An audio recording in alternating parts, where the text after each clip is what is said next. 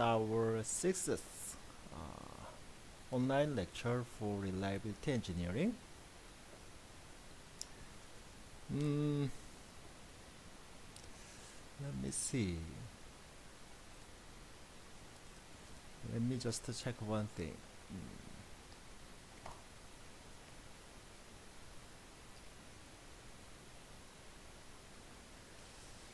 So, in fact, in total, 35 students are currently registered to this course, but mm, now I see that not all students are currently attending this lecture.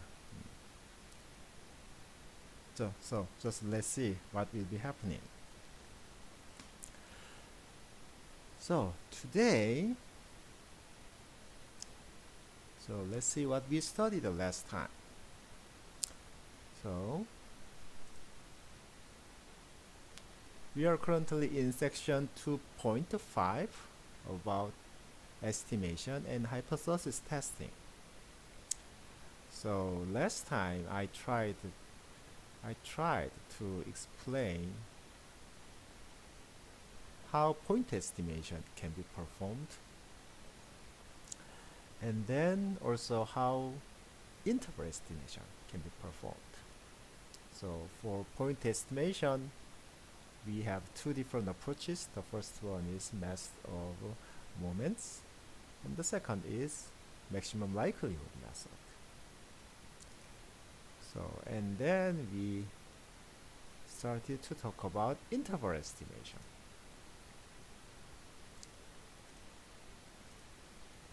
Just first, let's move to the interval estimation. So, point estimation usually gives a single point. However, in case of interval estimation, it is expected that we provide an interval with related confidence level. So if we increase the confidence interval, so from 95%, for example, from 95% to 99%, that means the interval that we provide, so it is likely that the statistic that we want to find belongs to that interval, the given interval, with the probability of, for example, 95% or 99%. So we previously, last time, we also so maybe going to slightly increase the volume.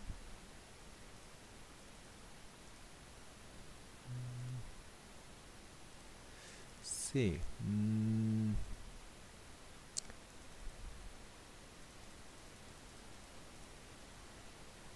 Okay, I slightly increased the volume, so I hope whether students do not have difficulty in understanding what I'm saying. So, is this better now? Or should I increase the volume a little bit more?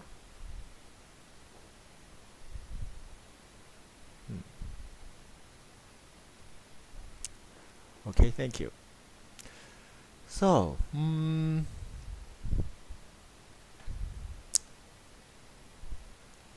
so this is the case of normal distribution case.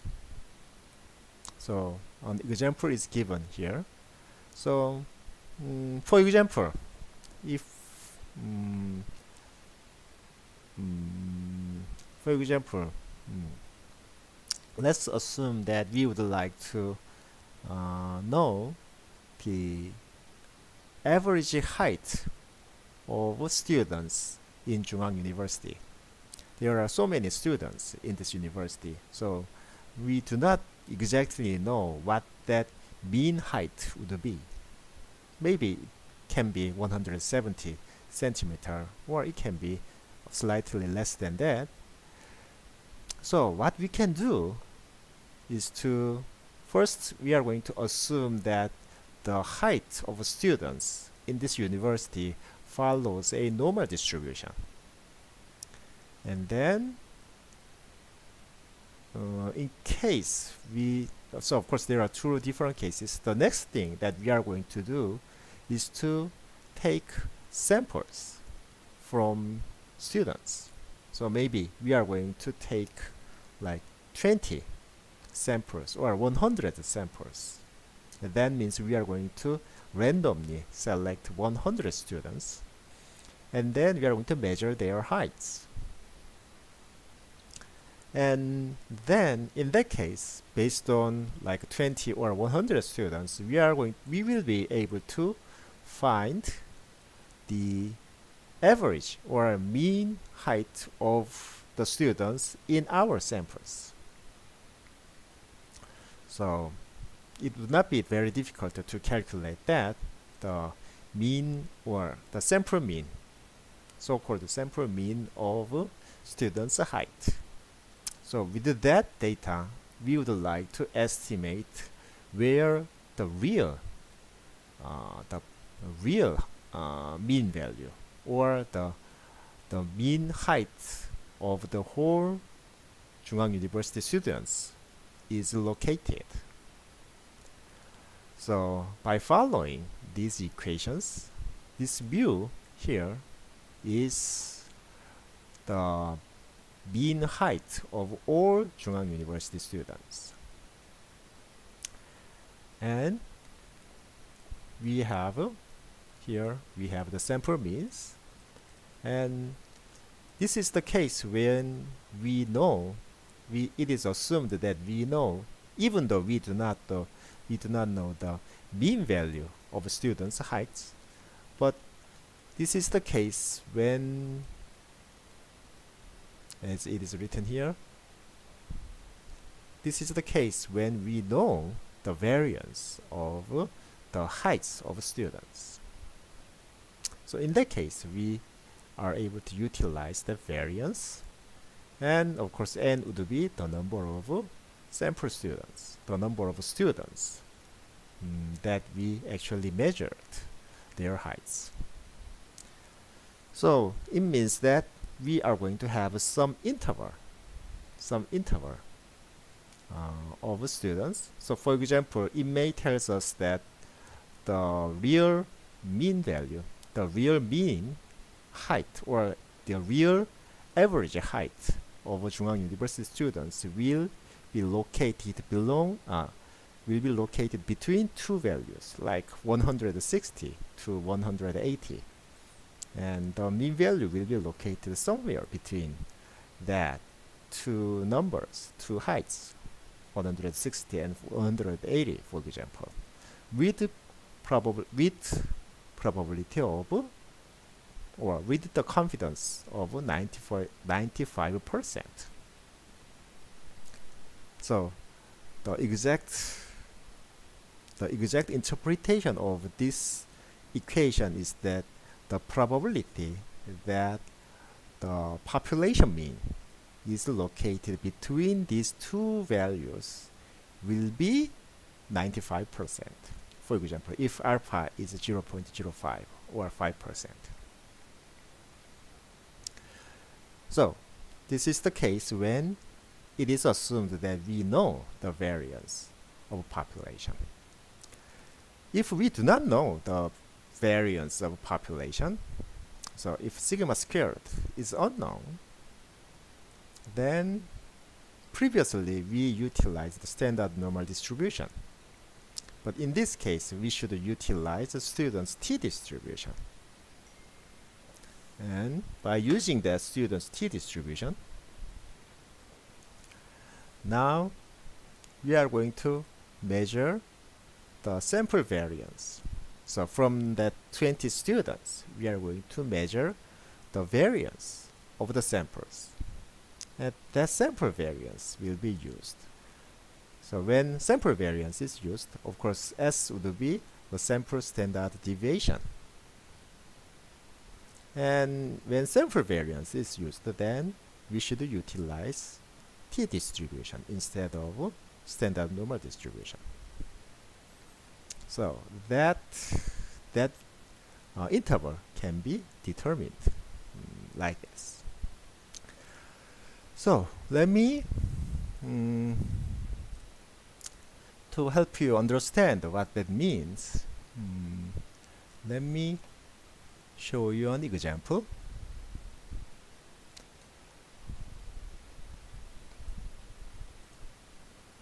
So of course what is important here will be, so this is a kind of group, a kind of a population whose mean value is 50 and whose standard deviation is 20. So we will be able to think about a normal distribution about this. So so maybe this figure may be helpful.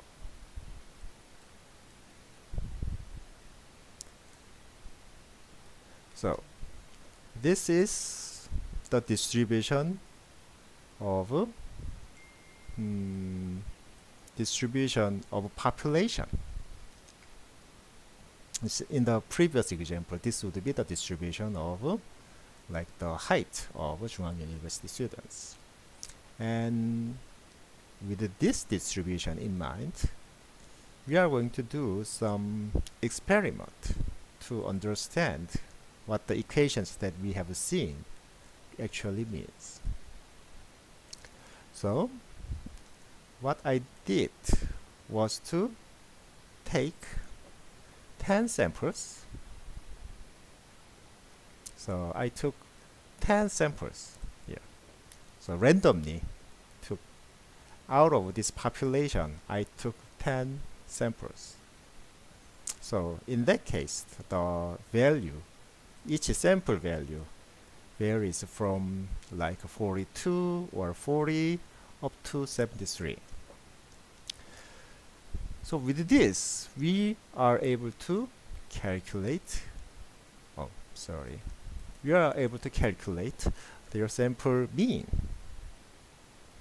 That is, of course, the sum of 10 data, the sample data divided by, in this case, 10.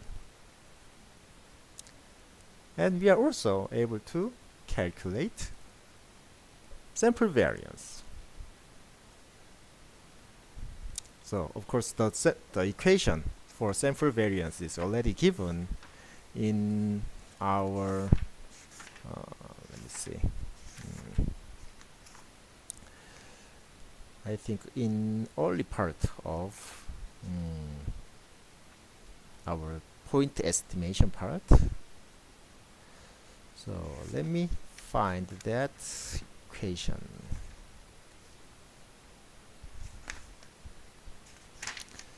So it is given in equation 2.129 in page 54. So that sample variance can be calculated, and of course the square root of sample variance would be sample standard deviation. So of course in each trial, so-called trial, so this sample value may change. So I did this sampling in fact 300 times. So from 1, 2, 3, 4 it belongs to 100, 300. So I did that sampling 300 times.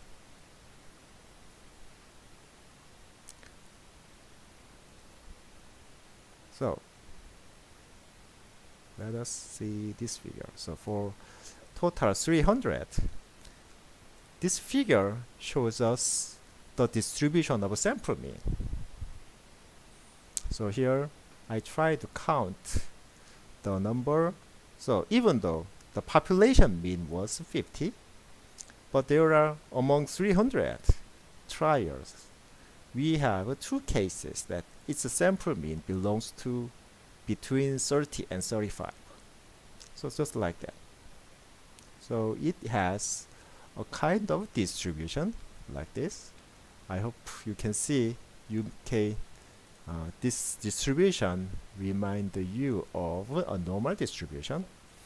And if we do the sampling again and again, then of course the distribution will change.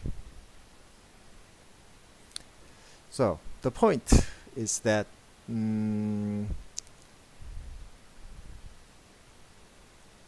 so here what we would like to know is, so these two numbers are the interval of, so this is the case when we know, this is the case when it is assumed that we know the variance of the population.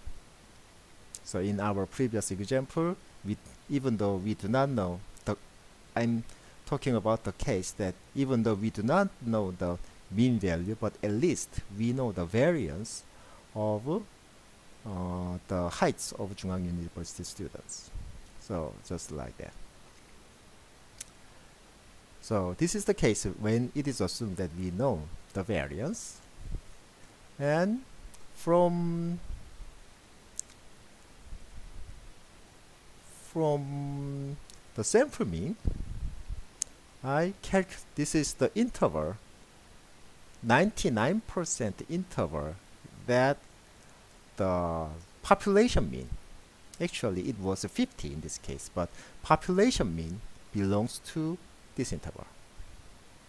So population mean, so the exact interpretation is that the population mean, of course it was originally 50, but if we do not know that population mean,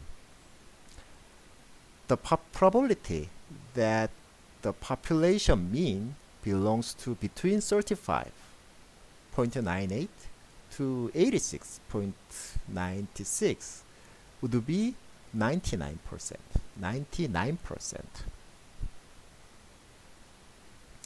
So I utilized these equations for their purpose. And in the second case, of course, the sample because the sample mean is different because we selected the different samples. So I'm going to check. I checked whether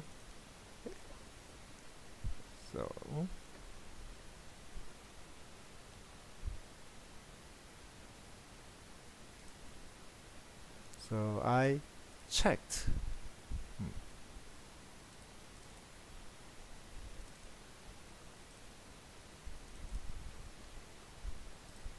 So I checked whether this is so this is the interval that the population mean should belong to, and I checked whether the population mean really belongs to this interval or not.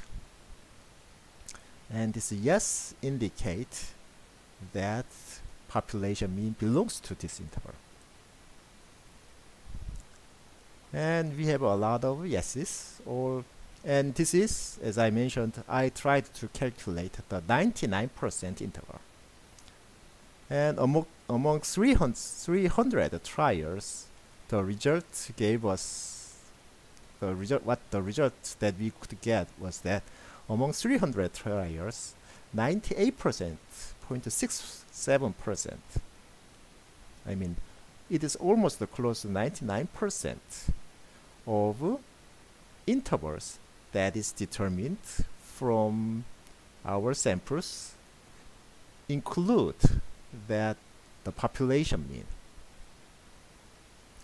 Here we have an example that population mean does not belong to the interval. So this is a kind of extreme case. This is the case that belongs to that extraordinary 1% case. So in this case, population mean did not actually belong to the interval that was determined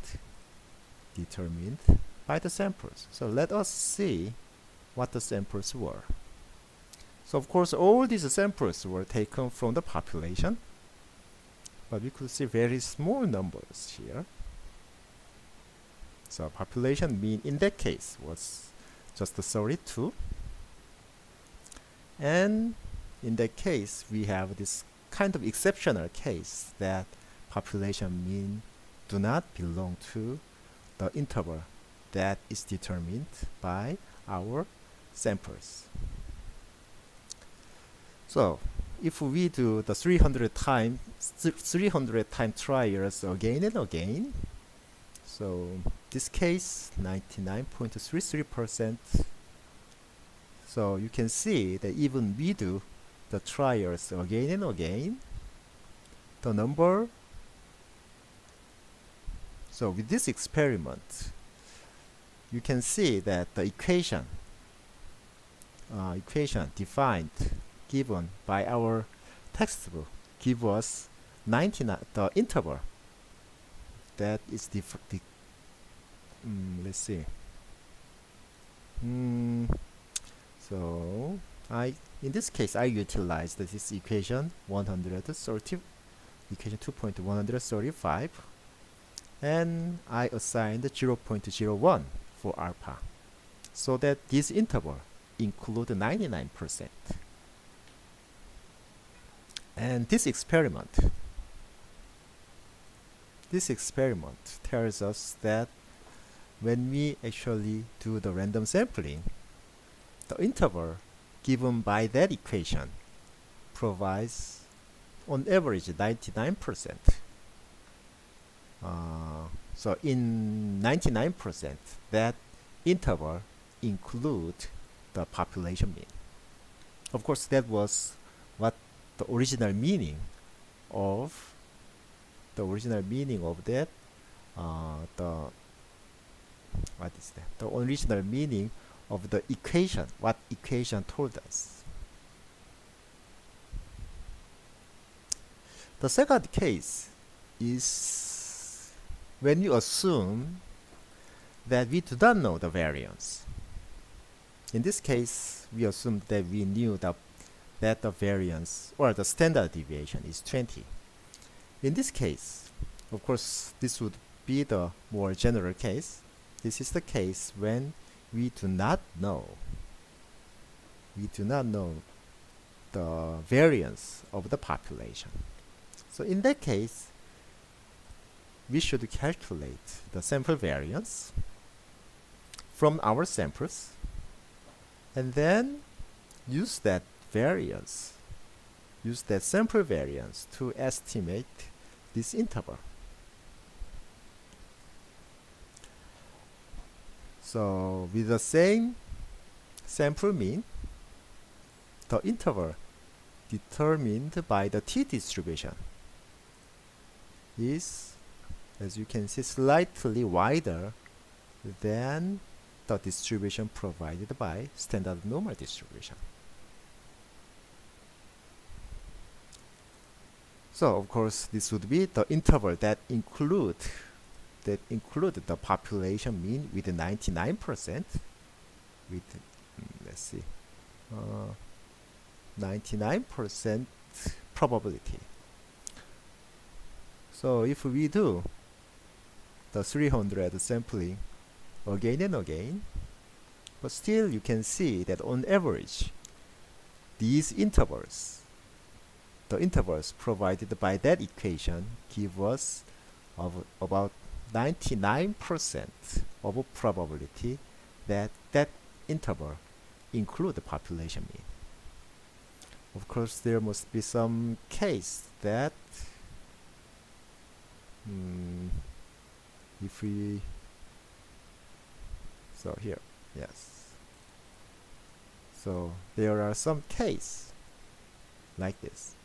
There would be case that this interval do not include our population mean. And of course, this is that 1% extraordinary cases.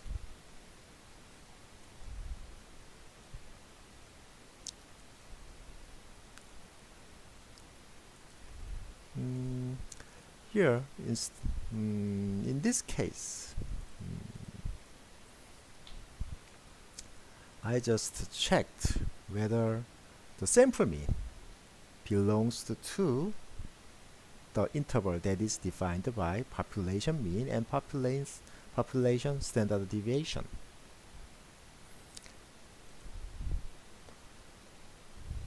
So this is what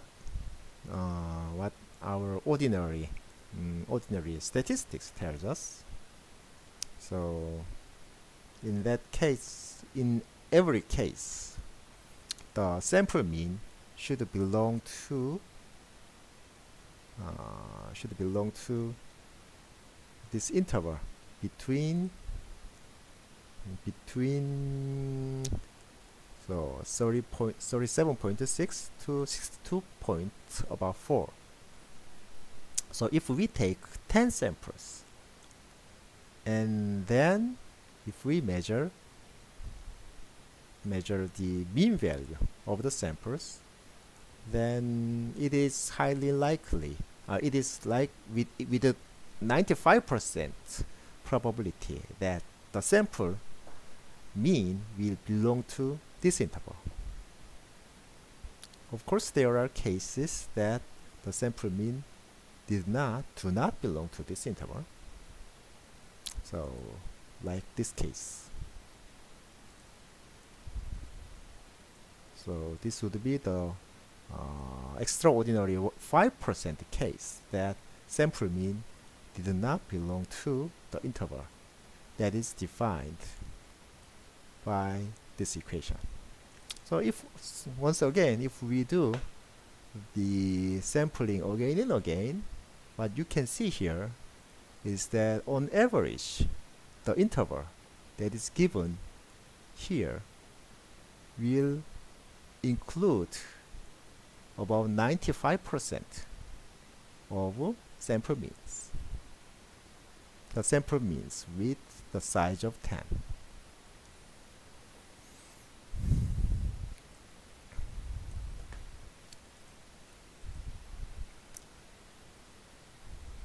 So the last one is very similar to the second one, except that this one utilized 95%. So the interval provided here will include so these intervals were determined with the sample mean and t-distribution and also sample variance. And then what you can see is that interval, the probability that interval include the population mean is about 95%. So if we go back to this textbook, so we just utilized these two equations, and what we could see from our experiments is that the probability that the intervals provided here will include these intervals include the population mean will be the probability that is given here, like 99% or 95%. If we do not know the sample variance, if we do not know the variance of the population, then we are going to utilize the sample variance and t-distribution. And the interval provided here will include the sample mean, the population mean with the probability of like 99% or 95%. So I hope you understand what these two equations mean. The third equation, the equation 2.137 is about the range that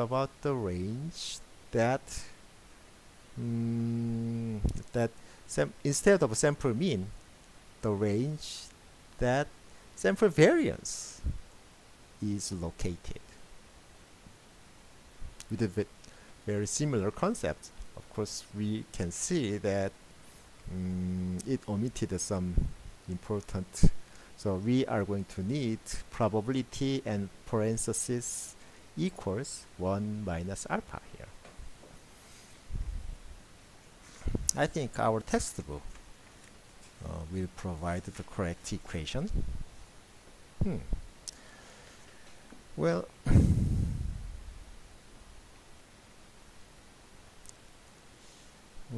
our textbook also omitted that equals.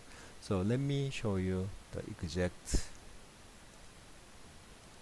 So previously we arrived at this conclusion that the probability that the population variance is located, the interval, the population,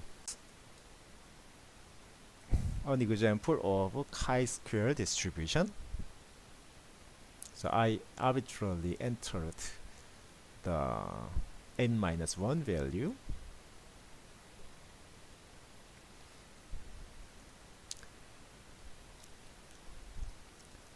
and so if we would like to take the two-sided,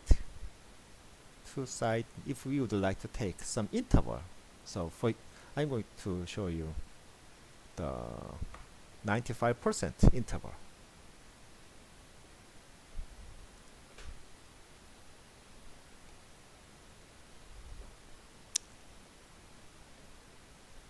So this is 95% interval.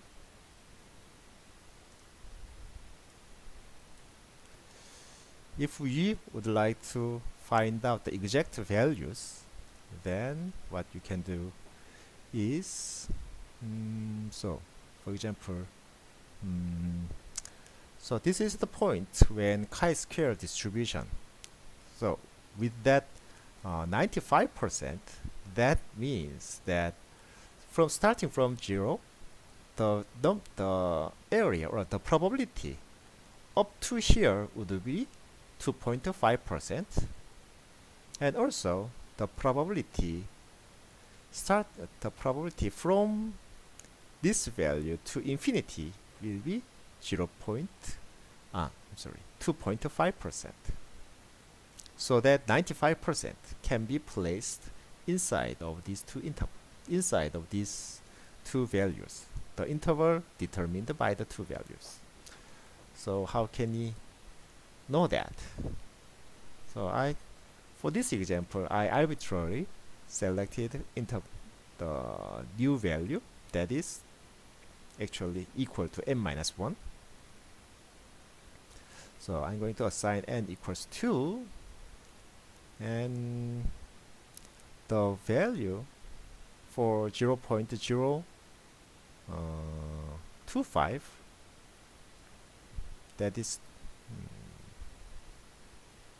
2.5% value, is given as chi-squared inverse, and if we enter 0.05, so actually this is 2.5%, then this equation will give us this point that the probability up to here is 0.025. I'm sorry, I'm going to need n-1. n-1 will give us, so this would be 0.2158. So in a very similar way, we are going to determine the point that the integration from 0, the probability from 0 to this point becomes 0.975, so that the remaining part will have the probability of 2.5%. So this can be also,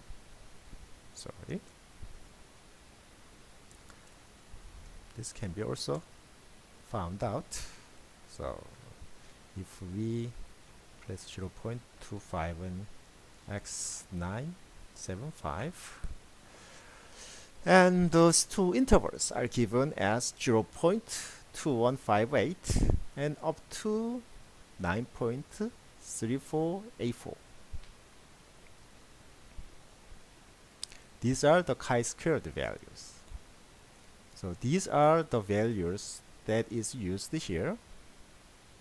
So this is the case when n equals 4, and the left hand side will be actually the value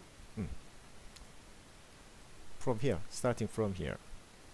So if alpha equals just 5%, and we did the chi-squared value, that the integration give us just half of 5%, that is 2.5%, and that was what this is what we calculated here. So this is the point of chi-squared value for 2.5%. And so because alpha is just 5%, the half of alpha would be 2.5%. 1 minus 2.5% would be 97.5%. So that is, of course, the value that could be calculated here. So this interval can be determined in this way. Let me also show you another example.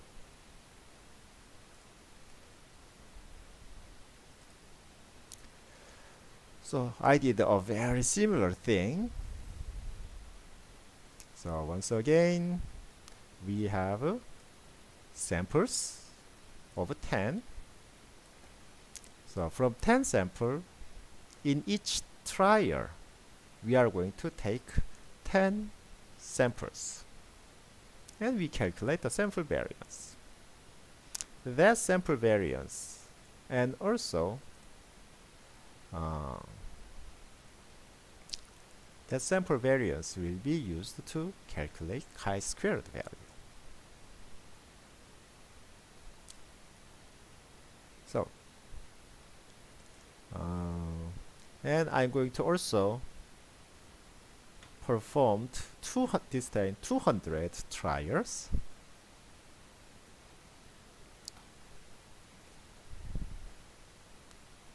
So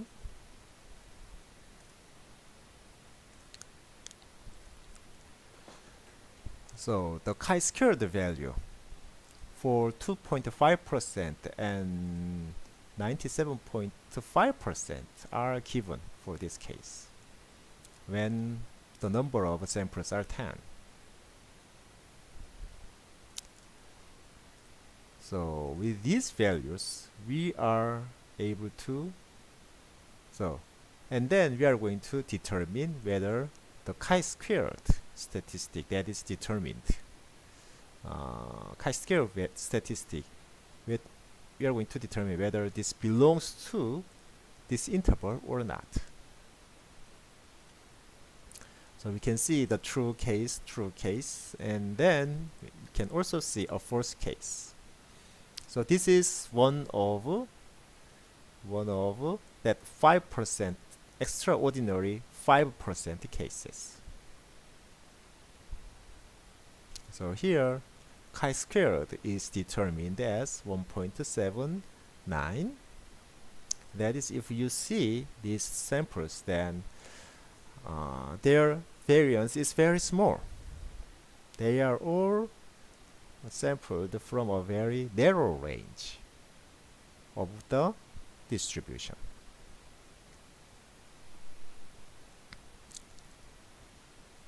So because this is the sample variance, and this is out of the range, 95% range, that we could calculate by using the chi-square distribution. So among 200 cases, I counted the true case and false case. Of course, true means that this sample variance, I mean the chi-squared value, and this chi-squared value includes that standard, what is that, the population variance. So this whether chi-squared statistic belongs to this interval or not. And what we could see that in this case, in this specific case, almost 95% belongs to 95% of total 200 trials resulted in the chi-squared value that belong to this interval. And 9%, 5.5%, about 5% do not belong to this interval. And if you do the same thing again and again, then you can see that this probability gradually, continuously changes, but it will move around 95%.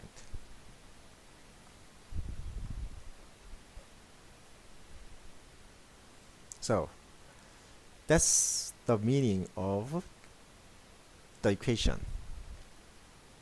So the chi-squared will belong to its lower bound and its upper bound. And the probability that the population variance belongs to this interval will be the probability. So in this case, 95%, or if alpha is just 1%, we are going to get 99%. So these are what interval estimation means.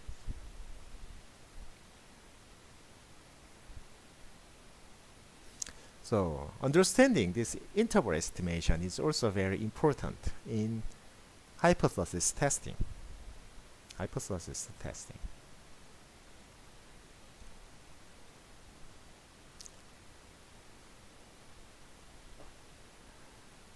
So in hypothesis testing, so first we define something called a null hypothesis. And null hypothesis is the kind of target that we would like to reject. But anyway, it is called as a null hypothesis. So later I am going to show you an example. And null hypothesis is usually denoted as H0. And null hypothesis is always tested against an alternative hypothesis. It is denoted as H1. And usually H1 has the value that is H1 is usually the opposite of null hypothesis.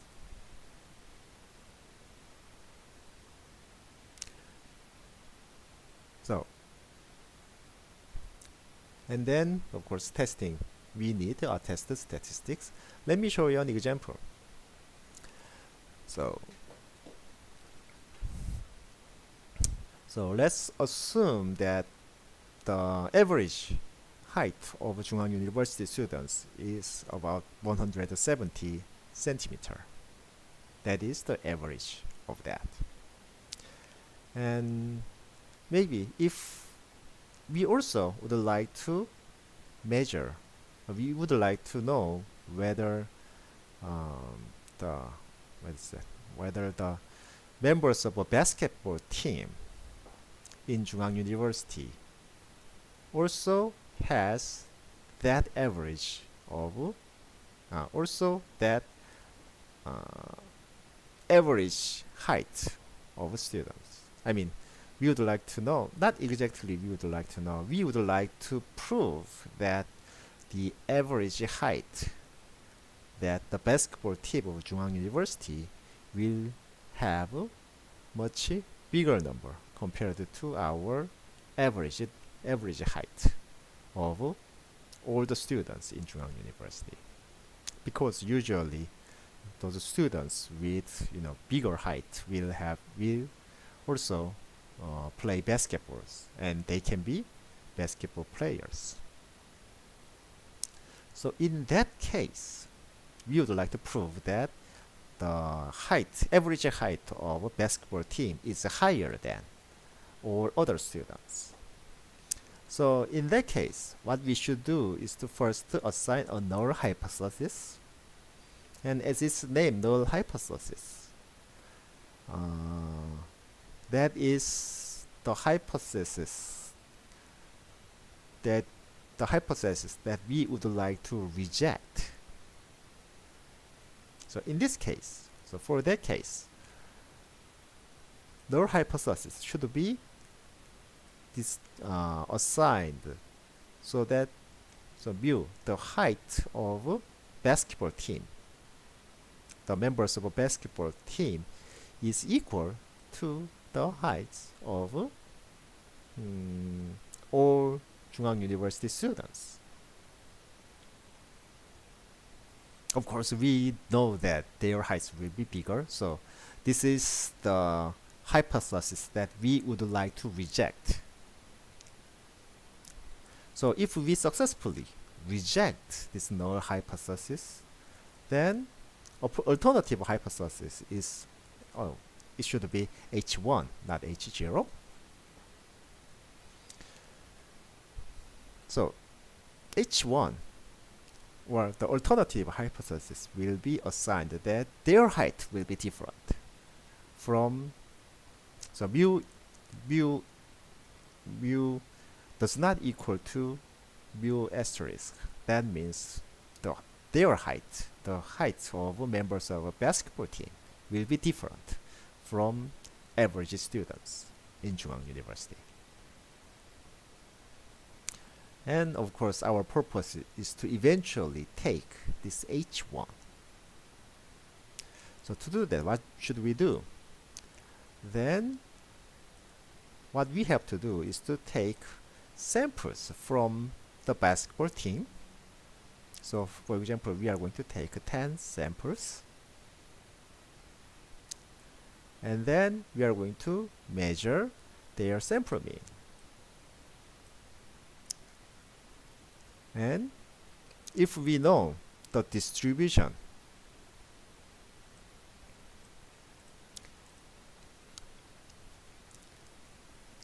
so if we took the sample mean, then of course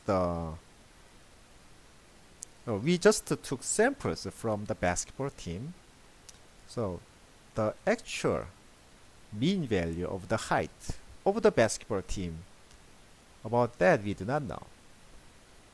But we are going to assume that, so it depends on whether we know the variance or not. So with this, we are able to determine. So in this case, the test statistic would be the sample mean, and with this, we will be able to determine the confidence interval. So with that sample mean, let me show you the equation once again. We will be able to determine the interval that population mean belongs to. So in this case, population mean belongs the mean height of the basketball team. So it depends on whether we know the variance or if we do not know the variance.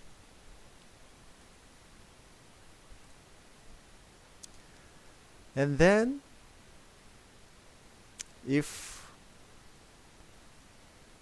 what we are going to do is to, so from the samples, this interval will be assigned, can be assigned, and then this interval will be compared with that mu star. So in this case, like 170 centimeter, that came from the average height of the mean height of the all Chungang University students. So we are going to see whether 170 belongs to this interval or not. 170 belongs to or not. If it belongs to here, if it belongs to this 95% interval, that in that case, the samples will have, even what we could see is that even we take samples from average students, then this can be, but in that case also, we will be able to have such a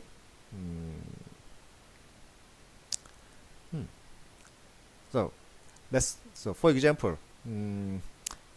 if sample height, so we are going to just think that the sample mean is about 180, and then if belongs to like 175 to 185, if that is the case, then 170 do not belong to this interval. That means the samples that we took from the basketball team is different from the samples, or from the distribution of Chungang University students. So because that, the samples, so in other words, it can be said that these samples are so special that we cannot say that these samples were taken from the average student group.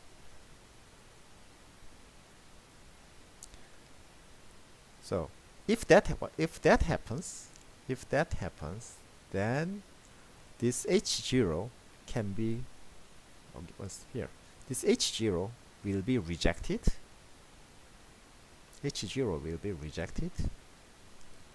And then we are going to take H1, which tells us that the average height of a basketball team is different from this specific value, or the value of normal students, average students in Chungang University. So what it tells us is that it did not tell us whether the height of a basketball team is bigger than average students. It just tells us, this alternative hypothesis only tells us that their mean value is different. And of course, from that we may say that the basketball team is a completely different group in terms of the students' height. So it is a completely different group from our average, the overall student group, or the students group.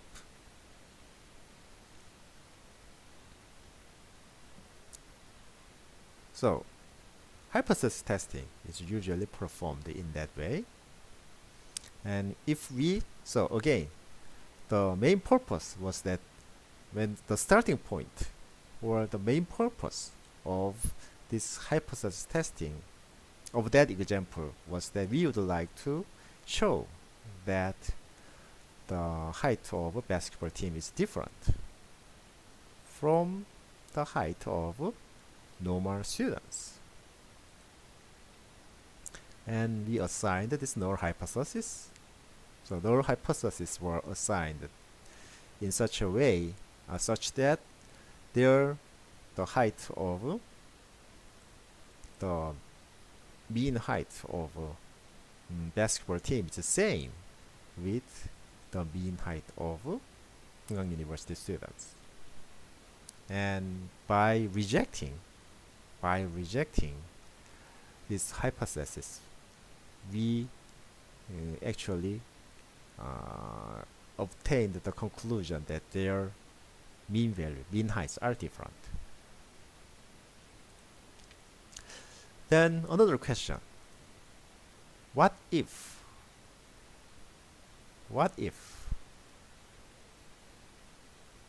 for example 170 centimeter belongs to this interval? We have the interval of the basketball team, but 170 belongs to that interval. That means, so exact expression would be, that means we cannot say that these samples, the samples did not come from the average students. The samples did not come from average students. Because even though it is rare, it is also possible that the samples from the group may have a very high, very large values of height. So let me go back to this experiment. So even for among 300 trials, even though the population mean was 50, but we can see that in some cases the sample mean is very small. In other cases, the sample mean is very large, up to 60. So these were all came from the same population. So maybe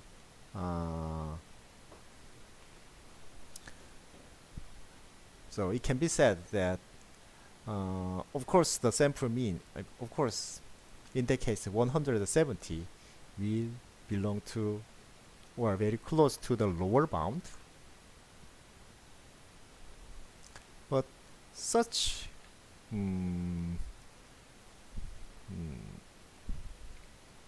such low values can be obtained by chance, and by chance of 95% probability. So that's how we perform hypothesis testing. Of course, the acceptance reason. So this confidence interval is also called as acceptance reason, and upper and lower limits will be called as critical values, and the significance level alpha, so like 1% or 5%, is referred to as probability of a type 1 error. So what is type 1 error? Type 1 error is the error that we rejected H0 when it is true.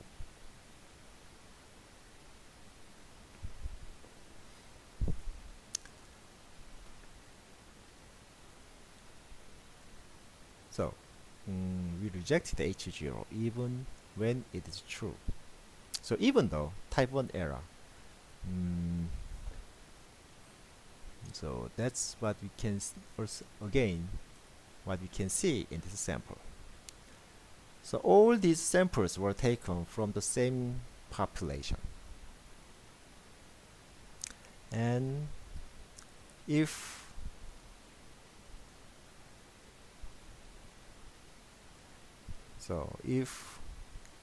the sample mean, in this case not sample mean, so with this, if a sample mean do not belong to this interval, so this is 95%, this is 95% confidence interval, and that means 95% of sample mean will belong to this interval. And what you could see is that there are cases, even though this is 95% interval, but there are cases. There are cases that even though we selected the samples from the same group, but the 5% do not belong to this interval. And then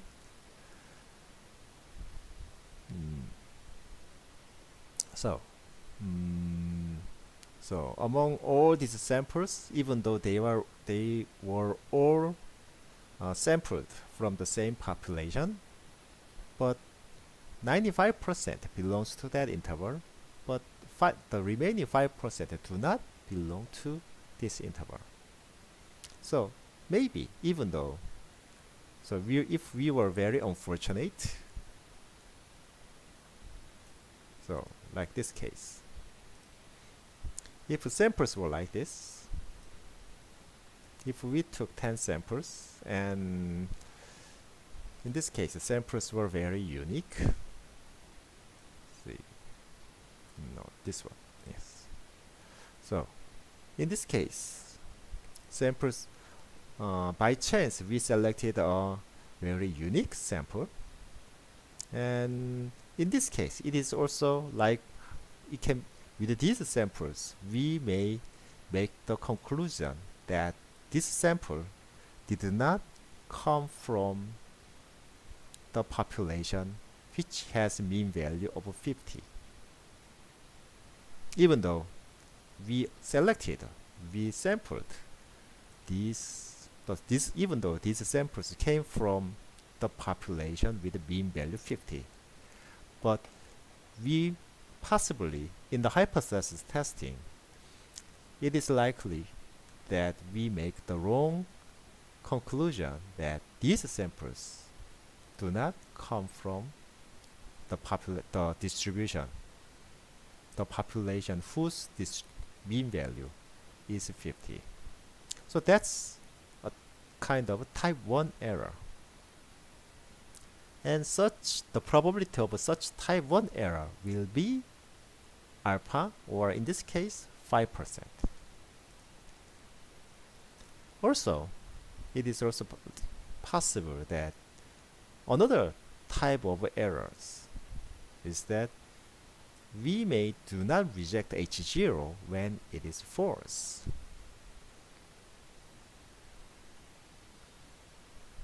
So certainly certainly the H0, certainly the mean value was not 0. So it was like from the basketball team, from that example of a basketball team. So we selected 10 players in the basketball team, and by chance their heights were not that high. So we measured, and then we determined the interval, lower bound and upper bound, and by chance that interval includes the average height. So maybe that interval starts from like height 165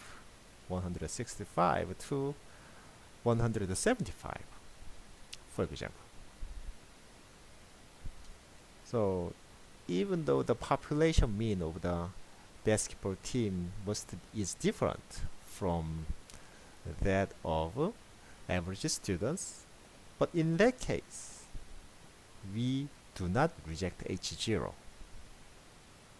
and that means, so we do not reject H0, and the hypothesis was that their mean values are same, and that's also possible. And that kind of error is called as a type 2 error, and it is usually denoted as beta. So there are two different kinds of errors. When H0 is true, but if we reject the H0, so that is called as type 1 error.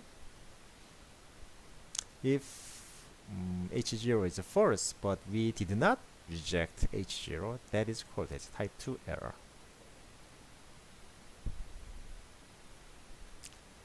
So that's what the hypothesis testing mean. Bayesian estimation.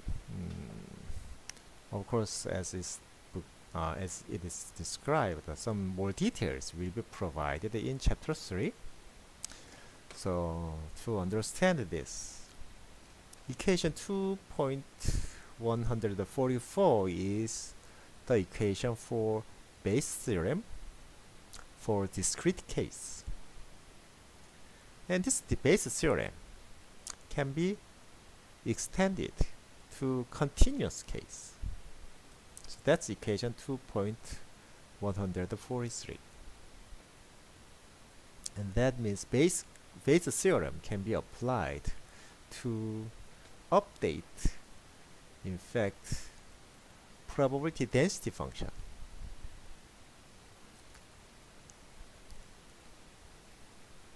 So, of course, Bayes theorem previously, so this is something called the prior distribution, the distribution that we initially had. And then if as we collected evidence, so this would be called as posterior distribution. The changed probability distribution. The changed probability distribution, and when after we received some evidence or after we make observations. So just like that, G zeta is called as a priori probability density function, or also a priori distribution. And as we collect the data, that distribution can be modified. So maybe one simple example will help you understand that.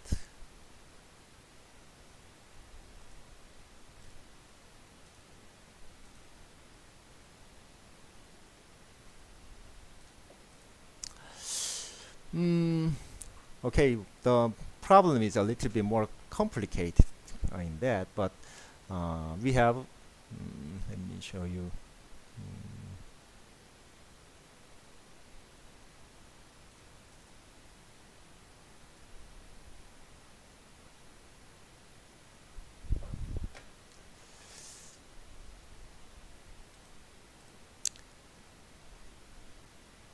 So in fact, this is how the problem is formulated, and we have basically the problem is that we have two different bags, and the two bags have different conditions, and the conditions or the probability, conditional probabilities are given here.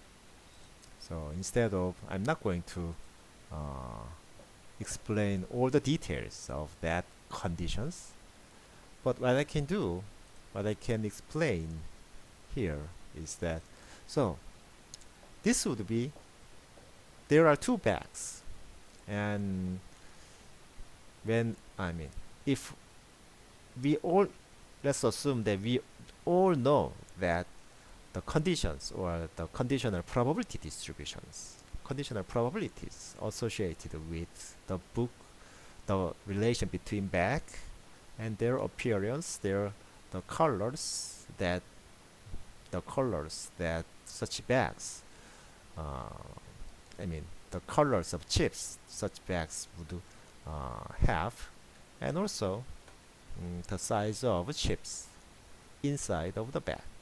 So the problem is that when a bag is given, in that case, we do not know, without any information, let's assume that we do not know whether the bag is the first one or the second one, whether it is H1 or H2.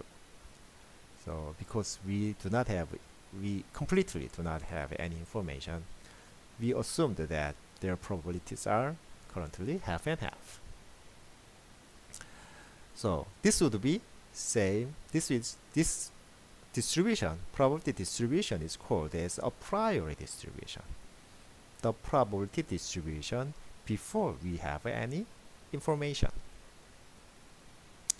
And let's assume that we saw the appearance of the book of the back, and then we have some evidence or observation about the appearance. Then that actually changes the probability distribution.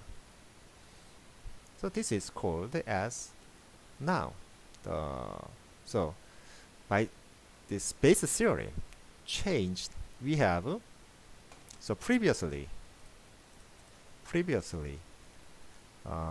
we did not have any information, clear information about the so-called appearance. So it is still uncertain. If we make an observation, or if we have the evidence that it is afraid, so if by having that information, or by having that observation, now probability distribution is changed.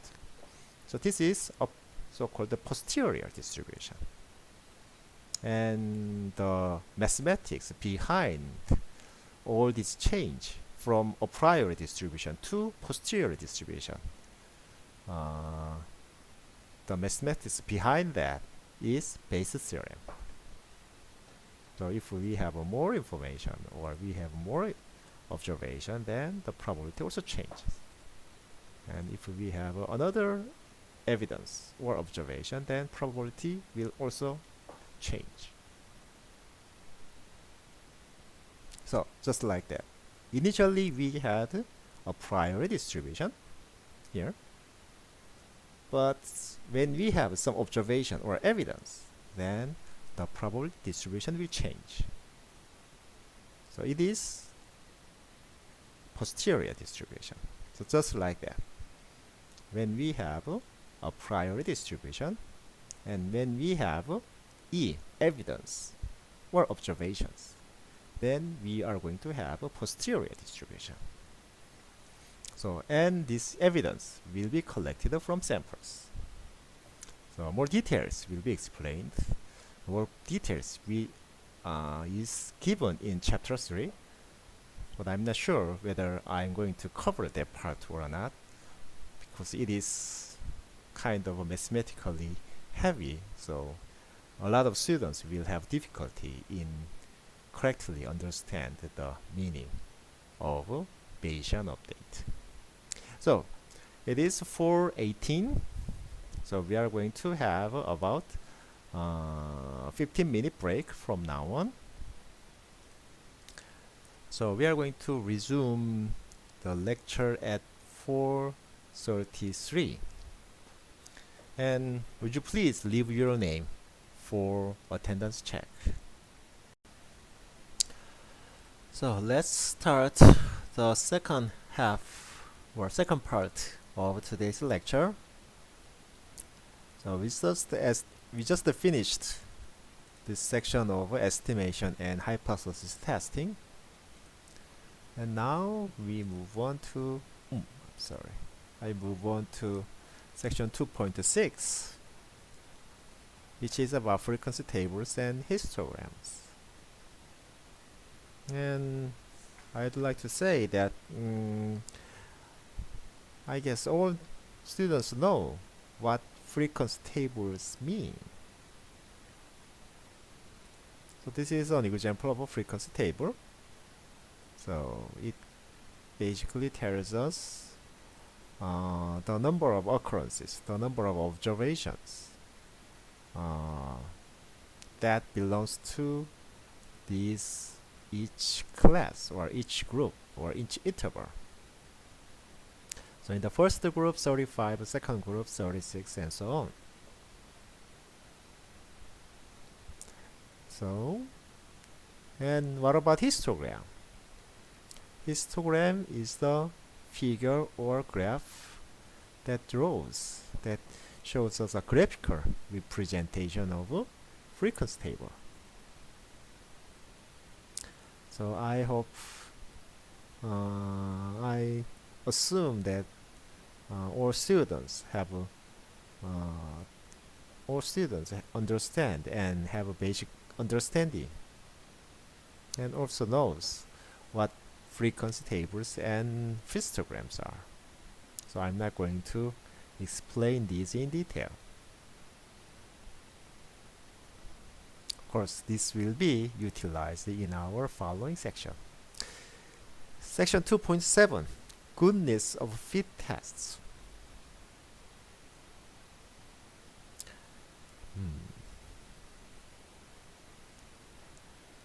So the first sentence give us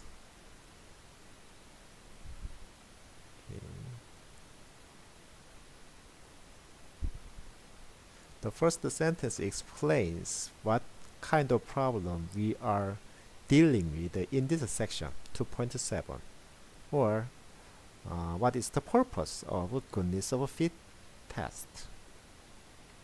So we want to determine whether a sample or a number of samples belong to a hypothesized or some distributions that we assign. So we would like to know whether these samples belong to a specific distribution or not. In other words, we would like to know that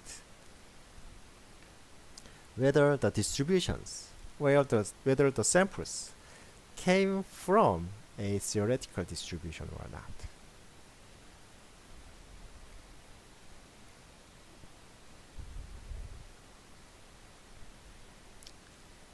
And we are going to think about two goodness of fit tests, chi-square test and Kolmogorov goodness of fit tests. So chi-square test, what is that? So previously we utilized that chi-square distribution. So of course this was one example of chi-square distribution.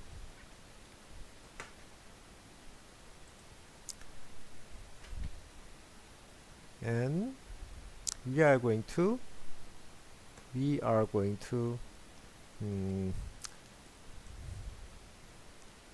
determine a chi-square statistic. So chi-square statistic is determined that among, so we are going to have in this case k groups or k intervals. So in each interval, maybe the frequency table tells us the number of observed cases, and this theoretical distribution will give us the number of expected number. And therefore for each group or for each interval we calculate observed minus expected, and we are going to square that, and then we divide it with the number of expected. And this chi-square statistic approximately follows the chi-square distribution. So that means we are able to utilize the table that is given in our appendix, or if you are also able to utilize some numerical software, and among that this Microsoft Excel is going to be also a very good and a nice software tool that you can utilize when you study and when you do all that statistical work. So also this will give us the chi-squared value, or all the numbers used related to chi-square distribution. So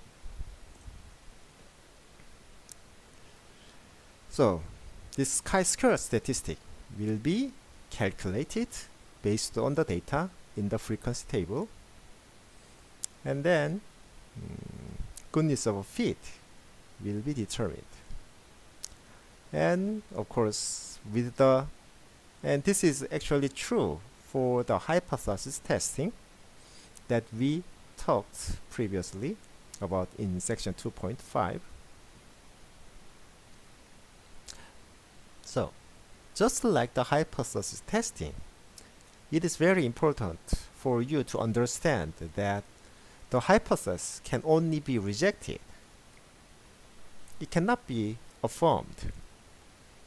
So, the fact that we are going to determine some interval, and the fact that this statistic belongs to the interval does not belonging to the interval does not make us the conclusion that the distribution that we assumed is absolutely right.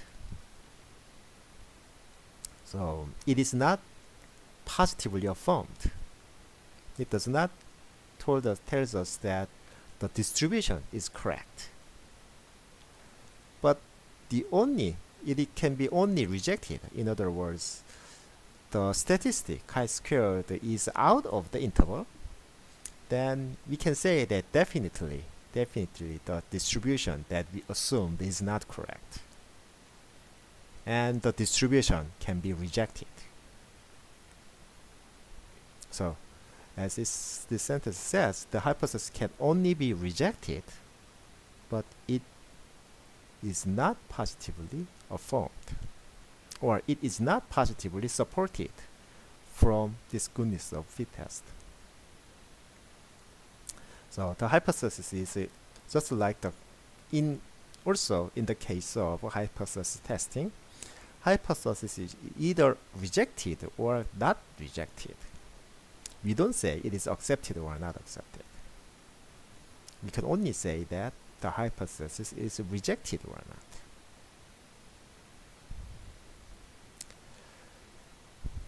So even though we have these steps, but I think it is better for you to deal with one example to understand what is meant by chi-square distribution.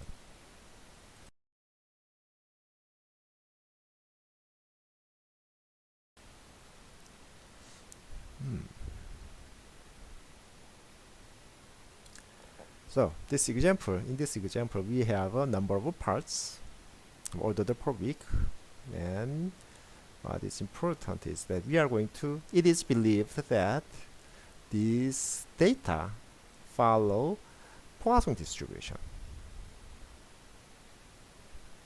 So basically we are calculating the number of parts ordered per week, and it is believed that the number of parts ordered follow Poisson distribution. So this observed frequency follow a Poisson distribution. So use chi-squared goodness of fit test to determine whether Poisson distribution is adequate or not. In more specifically or more correctly, whether Poisson distribution, the hypothesis of Poisson distribution should be rejected or not. And in this example, I also think it is something that needs to be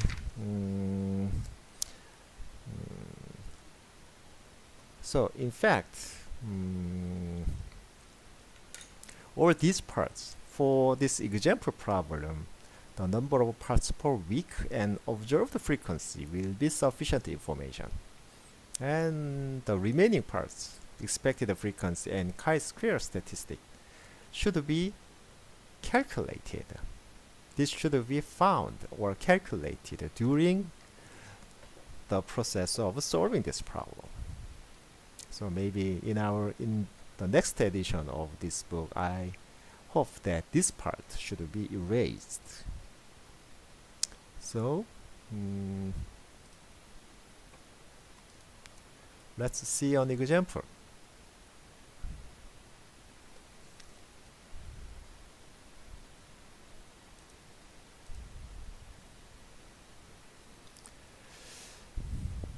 So this is example 2.30. We have this data, number of parts per week and observed frequency.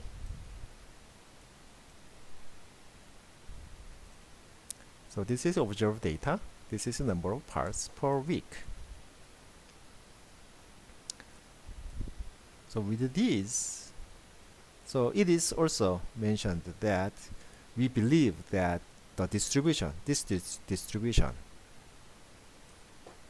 okay, so initially we had this data, and it is believed that the number of frequency, the number of parts per ordered per week follows Poisson distribution, and we are going to see whether that is true or not. So to calculate that, the Poisson distribution requires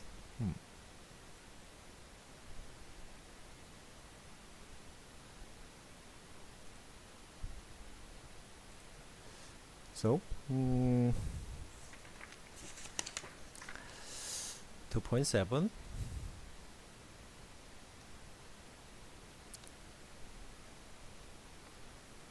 we are currently talking about Konisoff fit test 2.7.1 chi-square test and example.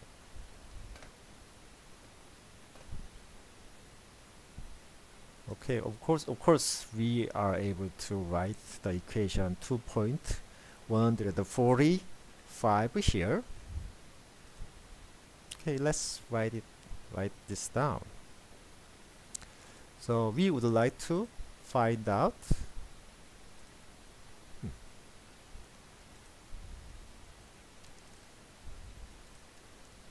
chi-squared statistic.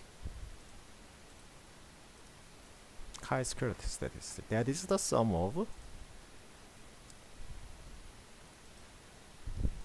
when k I starts from 1 to k.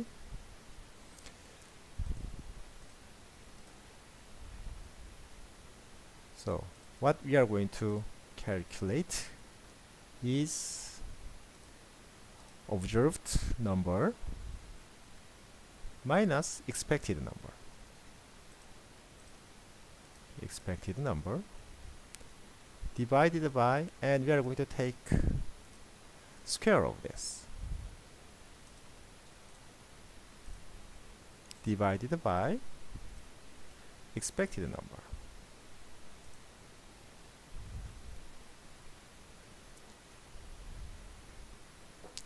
And we first calculate this statistic of chi-squared. So let's see how can you do that.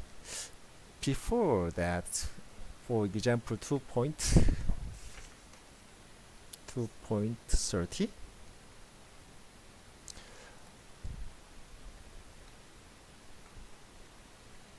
I hope you remember what Poisson distribution is.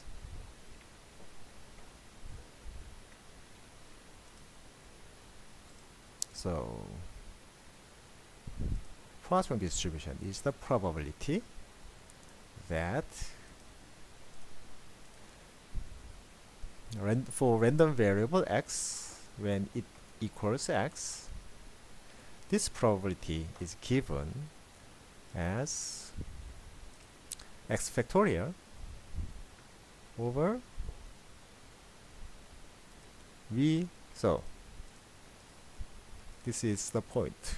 We should calculate this value of rho, that is average value or expected value for that, to the power squared, I'm sorry, this should be rho to the power x and exponential minus rho is what Poisson distribution is. So if we want to apply Poisson distribution, then we should know what this rho value is. Of course, x will gradually increase.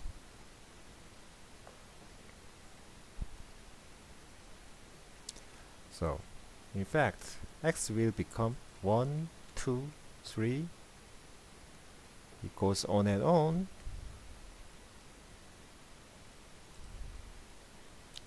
Like this. So x can be 0. That means there is no order at all. X can be 1, just one part is ordered. X can be 2, two parts are ordered. So the point is that first we need to, so what is rho? Rho is in fact the average number of parts that is ordered. So average number. So we first need to calculate this average number first. So we are going to go back to Excel file.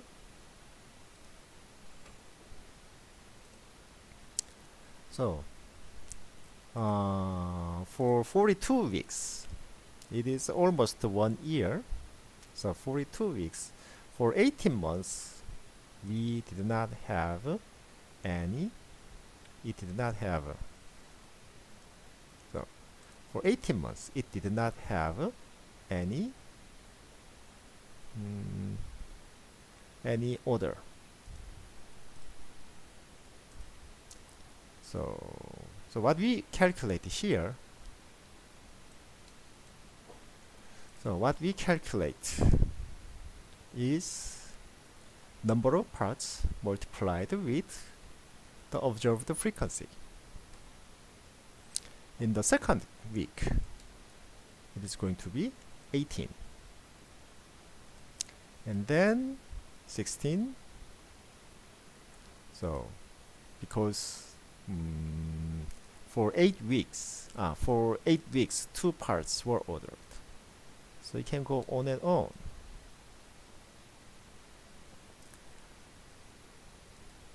So this is the sum of, so for 52 weeks, 62 parts were ordered.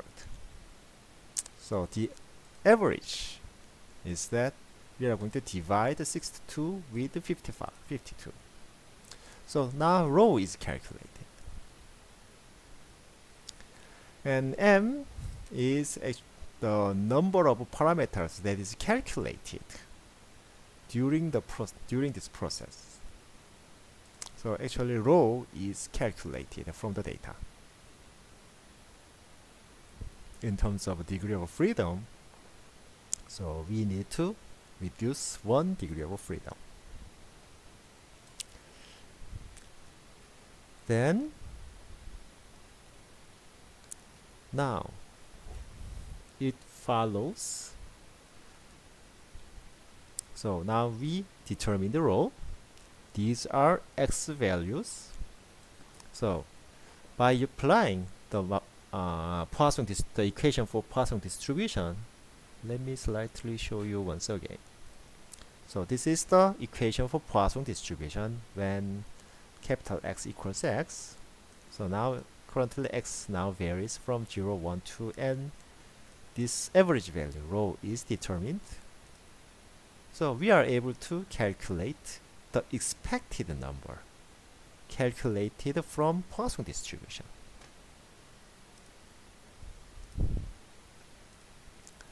So in case of 0, it is 15 and so on. We are able to calculate the expected frequency. This is calculated from Poisson distribution with the parameter that we just calculated.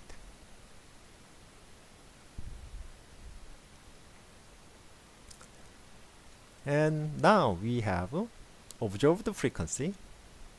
So I observed number and the expected number. So we will be able to calculate the chi-square statistic.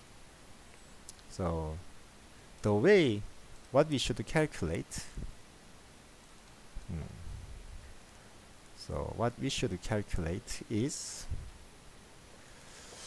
observed minus expected, and we are going to take a square of it and then divide this y by expected.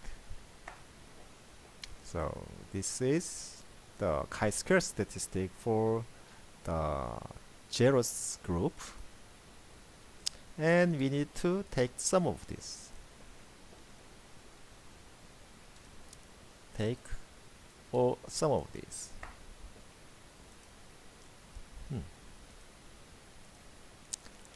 So now we have this chi-squared value, and this should be compared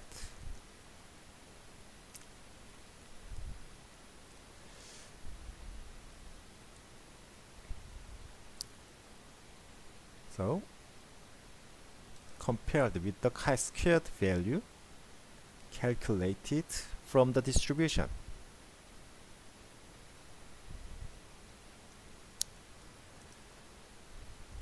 So here,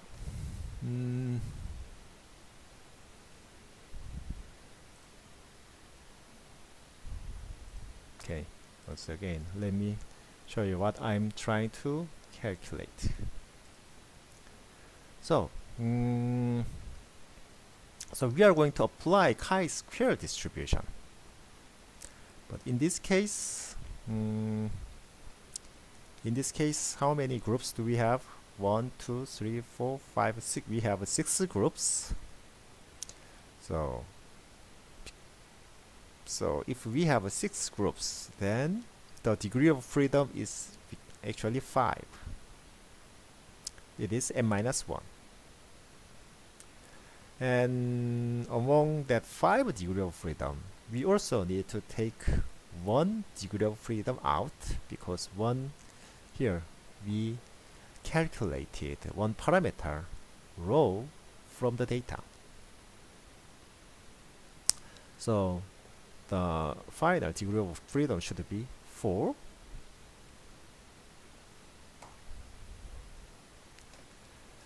So in fact,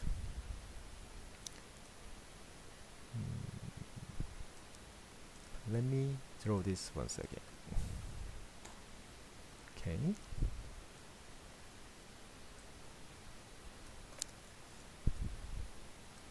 So this is chi-square distribution when degree of freedom is 4.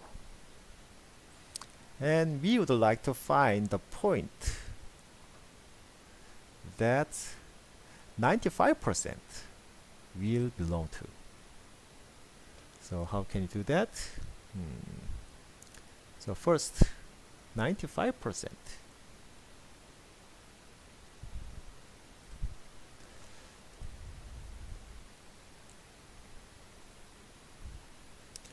So 95% can be found by, so currently we have 5 groups. We have 6 groups. 6 minus 1 is basically the degree of freedom, and we are going to subtract 1 more because the rho is calculated from the data. So this 95% value is 9.48 as given, just like the number given here.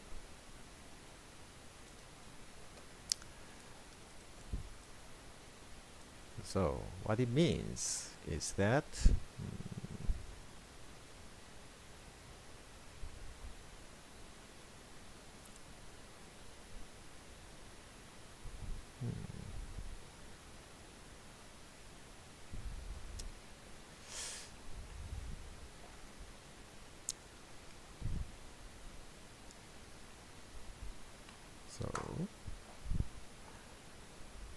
so the shaded part, these are the parts.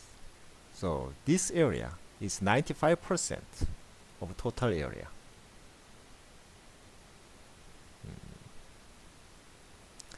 And then we would like to find out this point. So the remaining part will be 5%.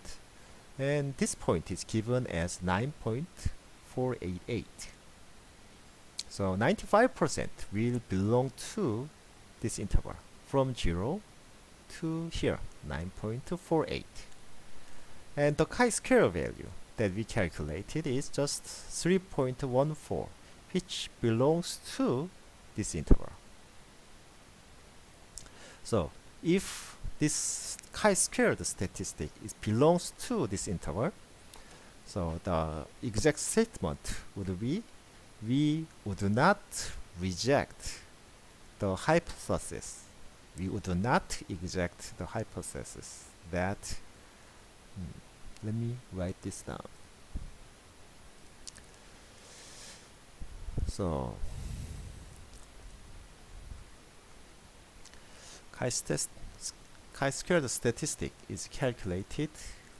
Let me copy this.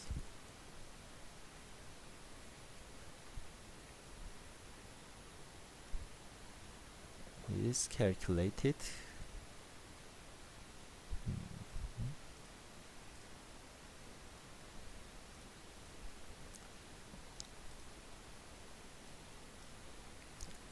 so this is what we calculated. So it is smaller than what we could see. So if it is written in this form, chi squared and the point of well, I guess it is written as 0.95. So in some other books it is written as 0.05. In other types of books it is denoted as 0.95 for the same number.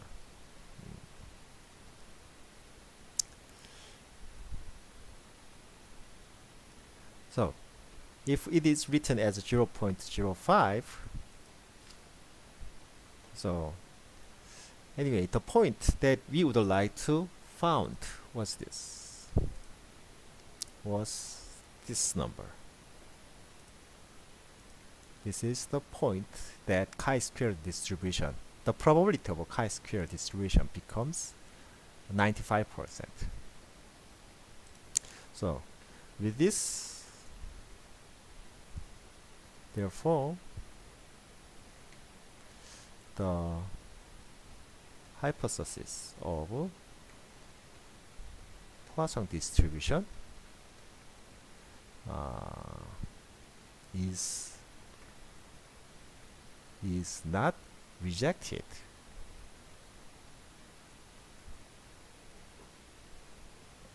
So we do not say that Poisson distribution is absolutely correct.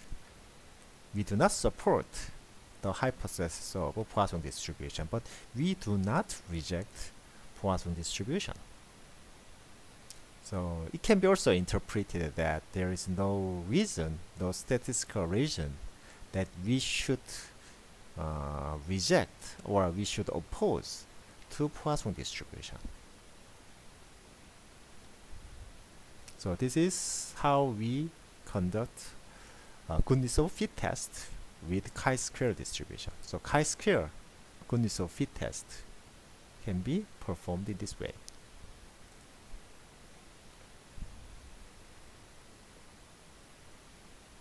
So if we go back to yes, and then this histogram shows compares the observed frequency and expected frequency, and maybe with this you may determine whether that the hypothesis of a Poisson distribution can be rejected or not with this visual interpretation of this figure. But more mathematically, we are able to apply the chi-square Kuznetsov fit test.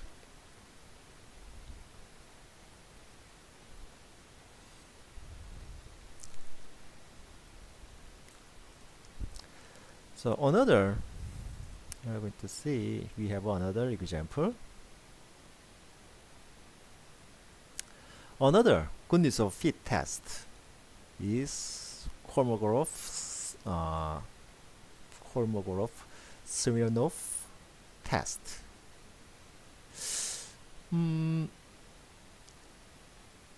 So it basically, so this Kolmogorov test basically develops something called an empirical CDF. So we are going to deal with CDF, cumulative distribution function.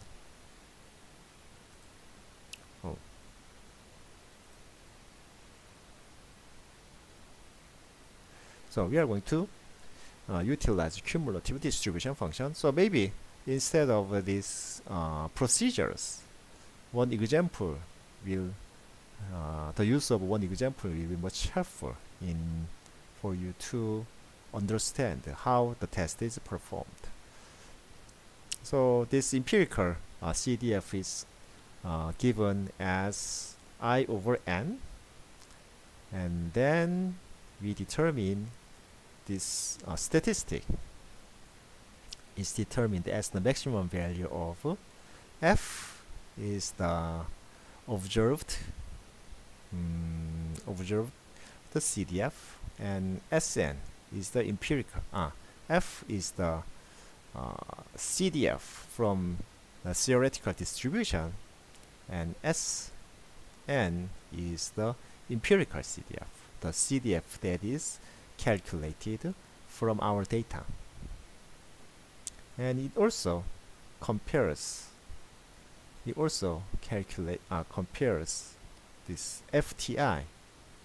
The CDF, theoretical CDF, is also compared with empirical CDF for the previous sample. So let me show you how this is performed. So basically the example problem is that the failure times are how many failure times? 1, 2, 3, 4, 5, 6, 7, and 8. We have 8 failure times. So and we have 8 time to failure data, and so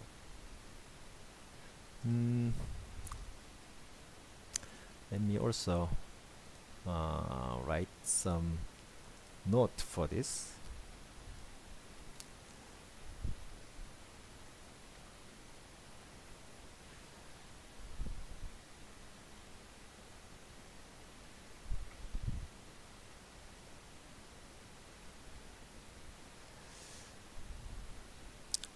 So this is our notebook.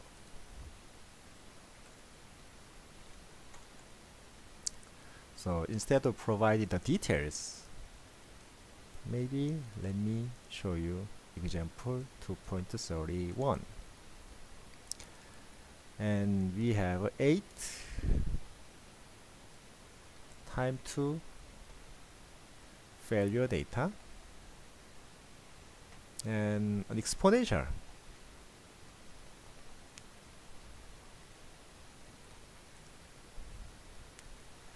So exponential distribution, whether this is to be the right the theoretical distribution that we are assuming is exponential minus lambda t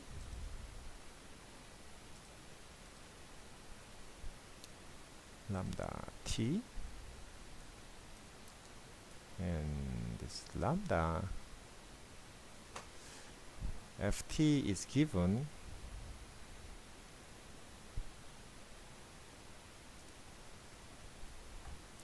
in this form, where lambda is assumed as 5.1 lambda is assumed as 5 times 10 to the 10 to the power minus 4. So also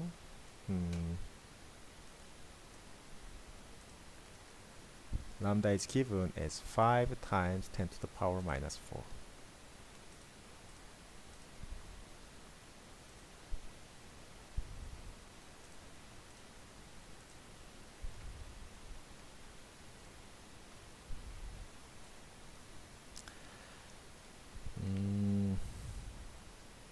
And I guess the unit is hour.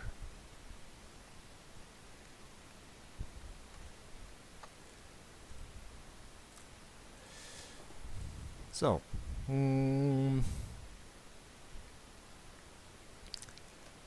so we are going to see whether this exponential distribution fits to the data given here.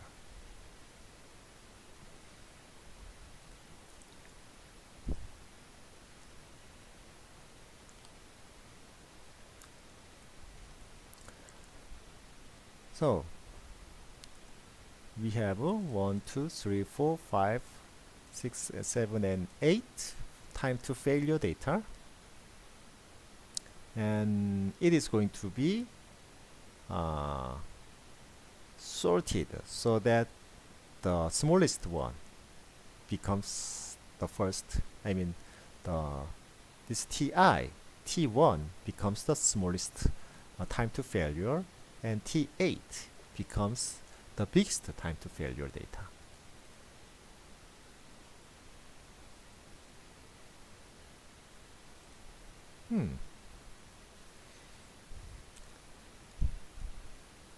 Okay, before we proceed, let me just I just saw the question that is raised. So the question is about midterm exam. So maybe next week I'm going to give you a formal announcement on the midterm exam.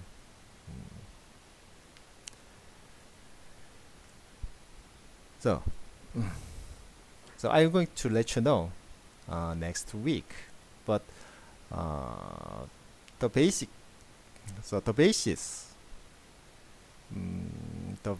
for how to prepare your midterm exam would be if you attend the lecture, the classes honestly, and you studied hard, and you tried to understand what was given during the lecture time, then that would significantly helpful in preparing that midterm exam.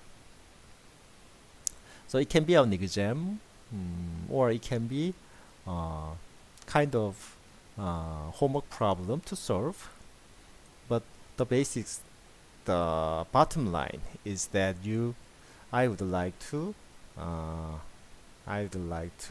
evaluate whether students correctly understand the contents in the textbook, and also students are capable of doing all the mathematical analysis based on their understanding on the textbook, and also by utilizing the capabilities of using some mathematical tools. For example, tools like calculators, starting from calculators to more advanced mathematical tools. So maybe next week I'm going to give you a formal announcement related to the midterm exam.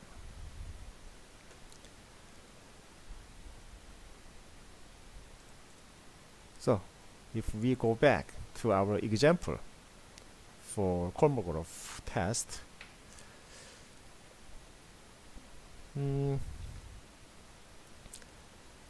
so once again, T1 becomes the data with the smallest time to failure, T8 become the biggest, the longest time to failure.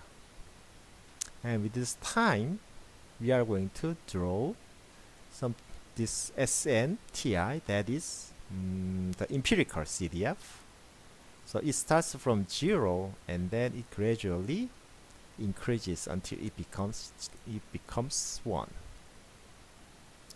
So if you see this figure, then it is going to be, oh, I'm sorry, not exactly this one.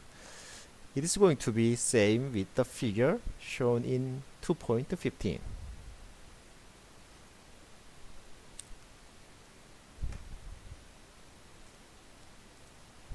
So starting from the first one, starting from 254,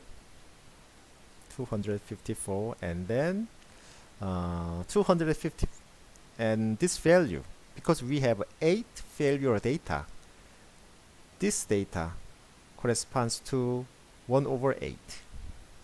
That is exactly 0.125. And at the time, at the point of T2, the second longest, the second shortest time to failure data, then the empirical CDF now becomes 2 over 8. That is a quarter, 0.25. So this, as time increases, first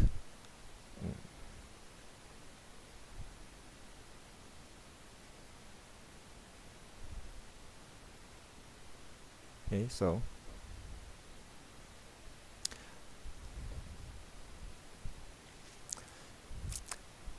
first 0.125, 1 over 8, and then 2 over 8.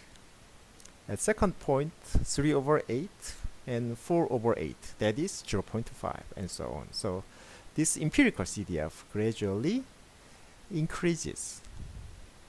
And we are going to compare this with our the fitted, means the theoretical distribution. So this dotted line is the CDF, the cumulative distribution function for the theoretical exponential function. So if we go back, so we already have this data for the data for empirical CDF, and because we have this data for lambda value, so the CDF for exponential function will be given as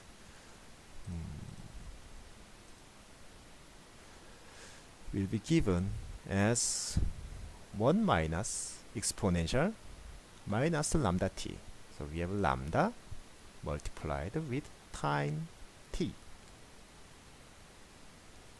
and this would be the time value. And of course lambda should not change, so this would be FTI. And also we are going to calculate the CDF for theoretical distribution. So these are all CDF for theoretical distribution. And then we are going to compare, we are going to take the absolute value, FTI and SNTI. So in this case, this is going to be absolute value of FTI minus SNTI. And in fact, it is the difference between these two. And also, for this, we are able to calculate the difference. And what is interesting here is that for this, we also need to of course, in this case,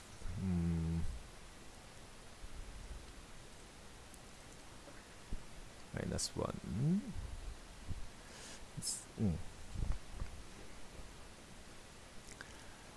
So in this case, we are going to compare for the second failure data. First, we are going to find the difference between these two, and also we are going to find the difference between FTI and STI-1, the previous empirical CDF data. And we're going to calculate all of these. And then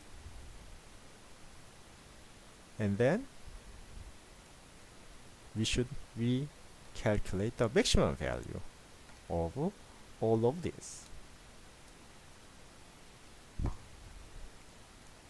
So the maximum value can be found actually here.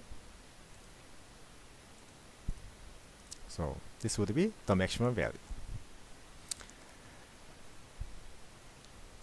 And this value will be compared with the data. So this value can be found in our appendix.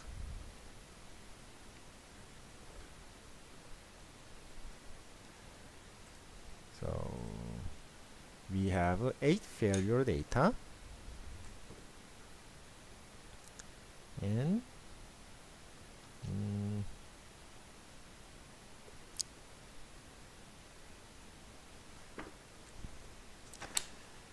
so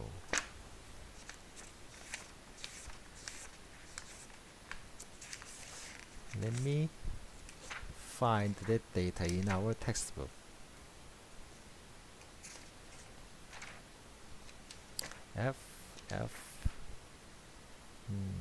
FC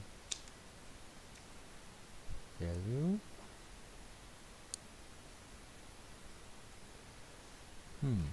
So it is in page 476. So appendix A. Let's try to find this. So this is the data for normal distribution and student distribution, chi-square distribution, and here. So we have critical values of Kolmogorov statistic. So currently 8 is 8, and if alpha is 5%, then we have this data of 0.454.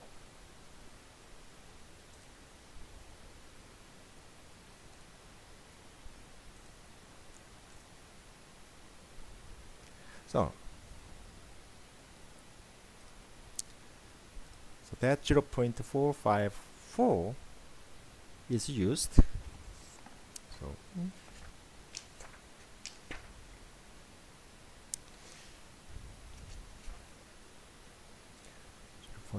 0.454. So this value, this KS statistic, it is found that this is smaller than 0.454. So that means the distribution is now. We do not.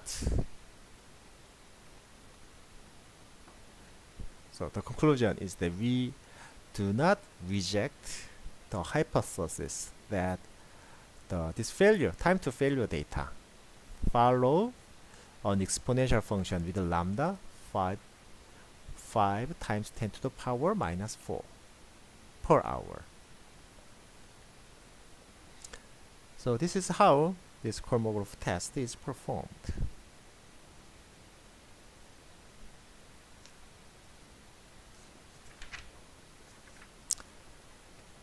So I wonder whether there are other questions about this goodness of fit tests.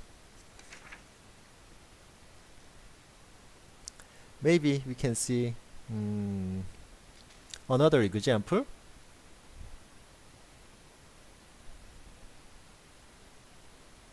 For chi-squared test.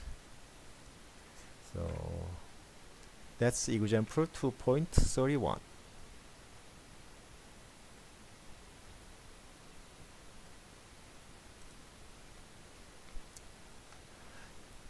So example 2.31, we have the something what we call raw data for accumulated mileage of a 100 passenger van after 2 years in service. So we have 100 data, and the first thing that we should do, and with this data for 100 samples, it is believed to follow a normal distribution. And the question is to perform the chi-square test to check whether this hypothesis of a normal distribution it can be rejected or not with 0.05 significance level. And that means we would like to apply 95% confidence. We would like to find 95% confidence interval.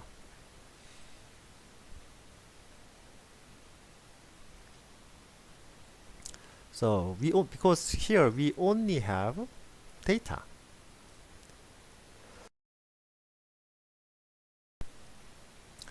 Because we only have 100 data. And we would like to calculate first the sample mean and sample variance to define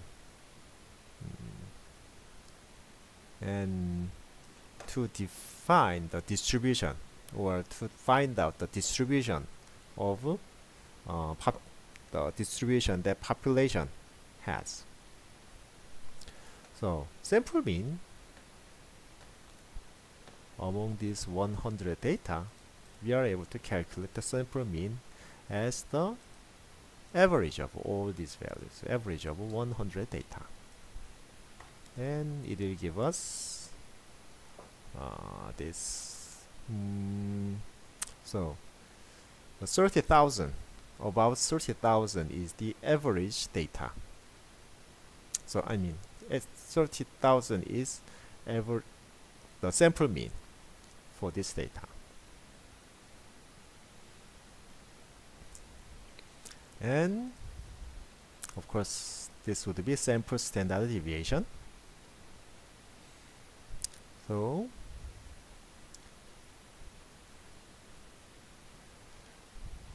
with this, so it in our textbook, let's see, it has how many intervals or groups? 1, 2, 3, 4, 5, 6,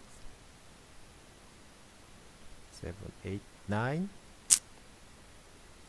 It has 9 intervals. Actually 10 intervals.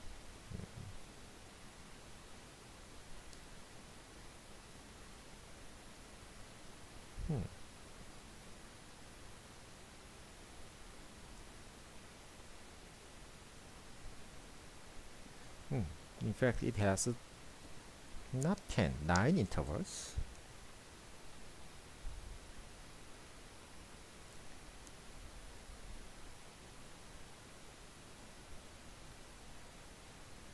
And the reason I'm slightly confused is that this table is not consistent with the figure 2.14.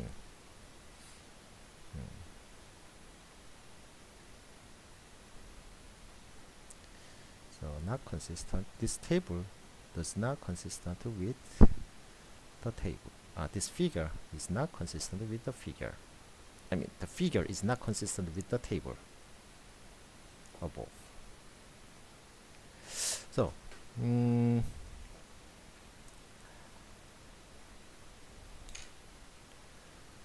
So I slightly changed how these intervals are divided. So I decided to take an interval with 5,000. So from 0 to 5,000, 5,000 to 1, 10, 5,000 to 10,000. And the numbers, observed numbers, can be counted like this. And of course, the sum of all these observed intervals, the sum of all these observed data should be 100. Should be 100.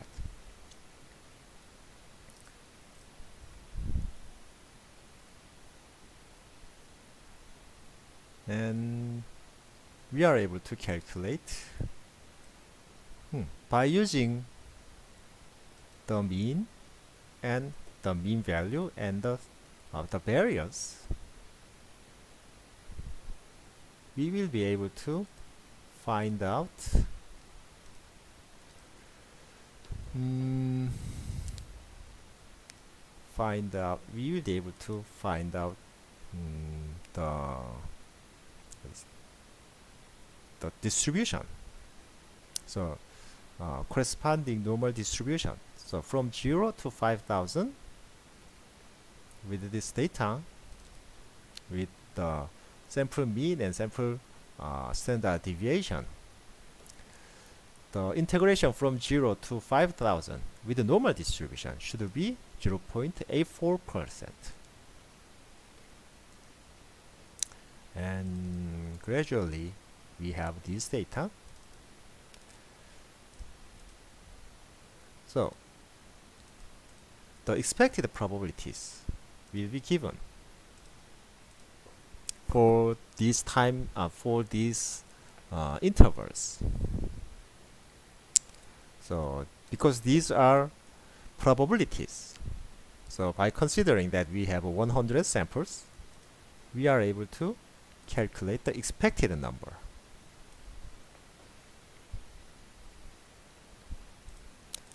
And now we have observed number and expected number from normal distribution.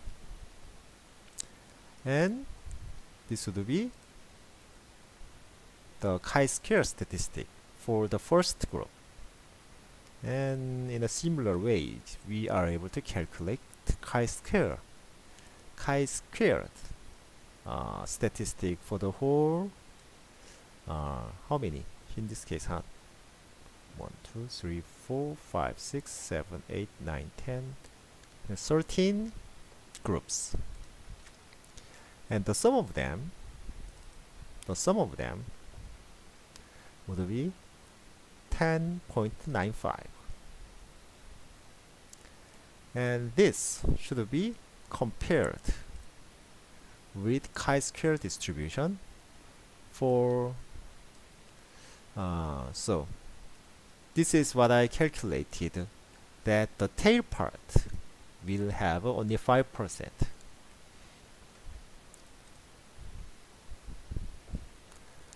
And 13 minus 1 would be the degree of freedom, and we calculated two parameters from the data. So the total number of degree of freedom would be 10. So with this we calculate chi-square distribution.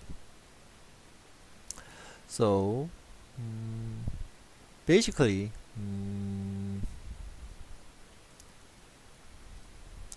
so once again I'm going to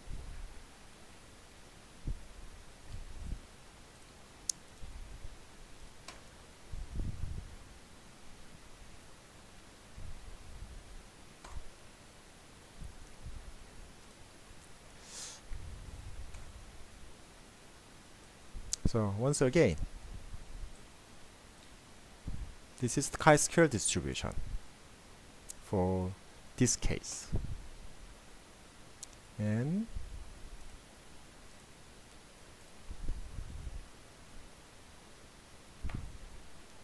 This is the 95%. So the point here for 95% is 18.3.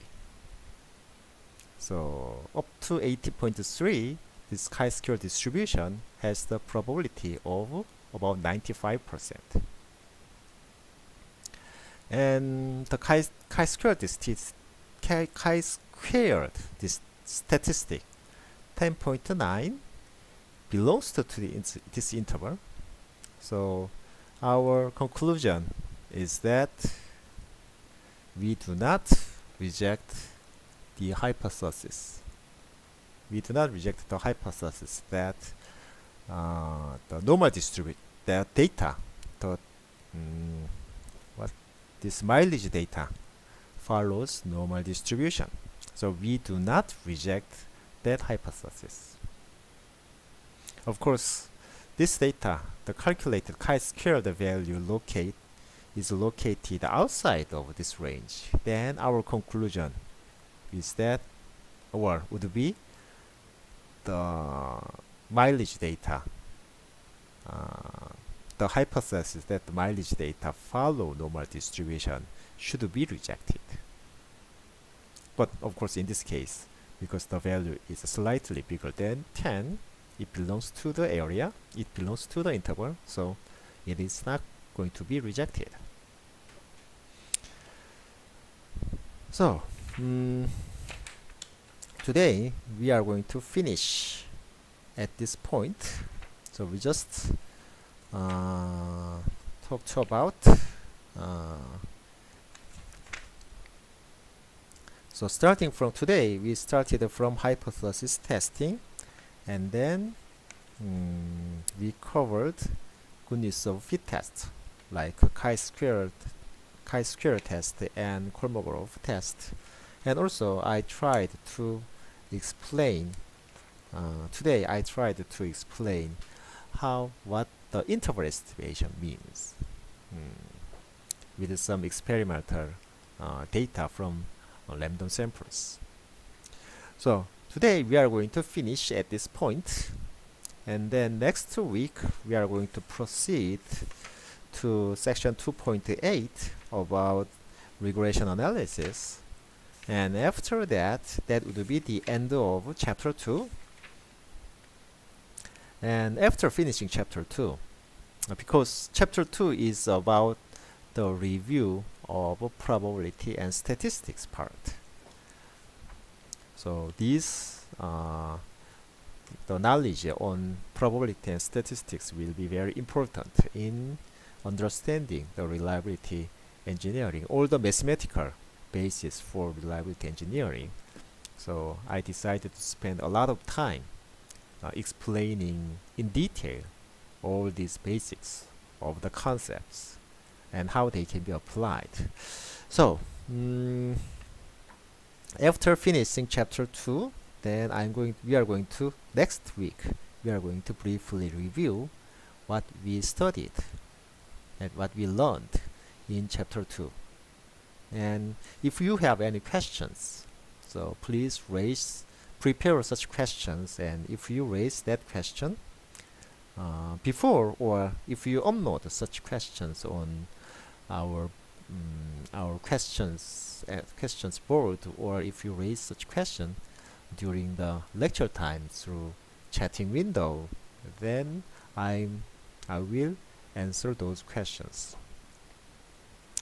So with this, we are going to finish today's lecture, and I'm going to see all of you next Wednesday.